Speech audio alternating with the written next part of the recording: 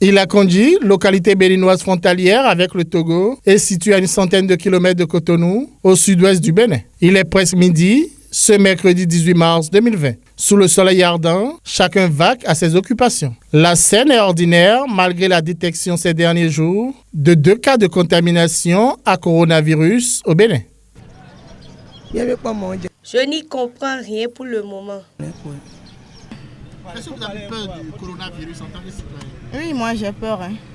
L'épidémie de coronavirus, partie de Chine, continue de s'étendre dans le monde. L'Afrique et le Bénin n'en sont pas épargnés. Les cas détectés pour le moment au Bénin ne manquent de faire jaser les communautés du Mono. Mais Ila-Kondji, haut lieu d'échange, de commerce et de brassage des peuples, continue de vivre à son rythme habituel. La frontière Bénin-Togo reste ouverte. Et vous allez où? Je suis à Goué. Moi, j'ai pris que je n'aurai pas le coronavirus au nom de Jésus-Christ.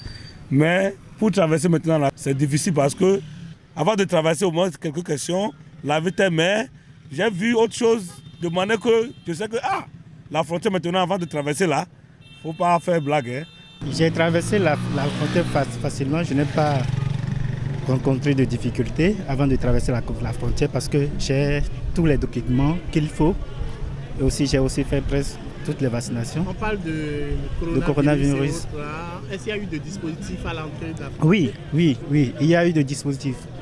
Et quels sont ces dispositifs que vous avez rencontrés? D'abord, on contrôle, il y a des agents de santé qui contrôlent, qui prennent d'abord votre température. Et aussi, arrivé à la frontière, toujours là, on vous demande à ce que vous laviez les mains. Donc, franchement, ils ont pris toutes les dispositions possibles pour que la population se sente à l'aise. Face à cette maladie, le gouvernement a en effet pris quelques mesures pour détecter les personnes suspectes et prémunir ses citoyens. Si ces dispositions sont effectives au niveau des postes de surveillance de la plateforme frontalière Bénin-Togo, elles ne sont pas encore perceptibles à la gare routière, juste dans la plateforme. Pour le moment, oui, nous avons entendu parler de cette maladie, mais il paraît qu'à cause de la chaleur, elle n'est pas encore chez nous. Oui, nous avons peur. Qui sait, nous sommes aussi exposés. Nous, conducteurs qui transportons des passagers, que pouvons-nous faire pour nous protéger? Ici à Ila-Kondji, des vecteurs de propagation du coronavirus ne manquent pas. Les usagers en sont conscients et au niveau de certaines structures privées, des gels désinfectants ou des dispositifs de lavage des mains sont mis à la disposition de la clientèle. Parce que la clientèle aussi, de moins en moins, parce qu'il y a des gens qui viennent, par exemple, ils vont vous dire non, nous ne voulons plus prendre des verres, donnez-moi juste ma boisson. Il y a d'autres qui viennent, tu cherches à les saluer, non, on ne peut pas vous donner la main. C'est un problème qui est arrivé.